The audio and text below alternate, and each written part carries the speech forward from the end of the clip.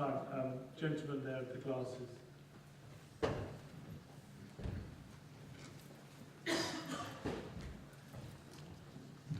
Hi, my name's Kevin. I just wanted to highlight something that in regards to this vote, it seems like it's a fragmented vote, not just in the sense of the point I'm trying to make is obviously Scotland see themselves as their own entity. Obviously, in the case of a Brexit, what would be the repercussions of us leaving? Obviously, the majority of the population is in England, and obviously, if Scotland were to, as a majority in their country, which is about 3 or 4 million, I might be totally incorrect with my assumption there, but if the majority of their country actually wanted to stay in, what would be the repercussions for the UK? Because naturally, obviously, the SNP are going to be on the ringers again for another election to leave. So I just want to know what your thoughts are on Brexit and Right. Well, of course, it's possible that things could occur the other way around, and Scotland votes to keep us in against the wishes of the rest of the United Kingdom. That could also have consequences. But there are 3 key reasons why this Scotland thing is just a complete red herring. First of all, if Scotland were to go independent now, they'd be born bankrupt. The oil price is too low for them to run any sort of fiscal policy. They'd have a huge budget deficit and would find it almost impossible to raise funds. Secondly, if we were to leave, and they wanted to join in future, then they'd have to join the euro.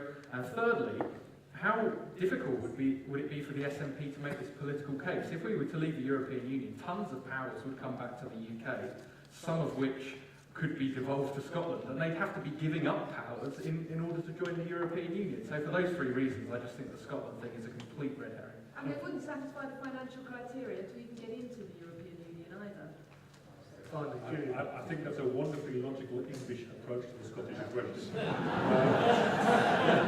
It would fuel the sense of grievance upon which the SNP is preying, and they would certainly push for a future referendum on the grounds that the goalposts have been moved, whatever the economic case.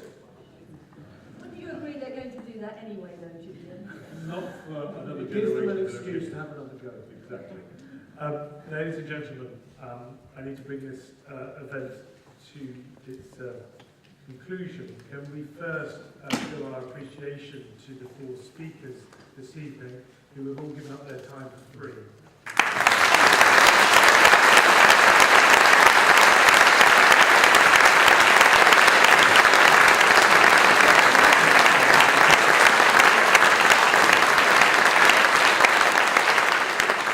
Just quickly, this evening I've acted as a neutral chairman, and I've managed to maintain my neutrality to this point for that very reason. Next week I will be declaring my position on the referendum in a speech I'm giving at an event to discuss Britain's future role in the world.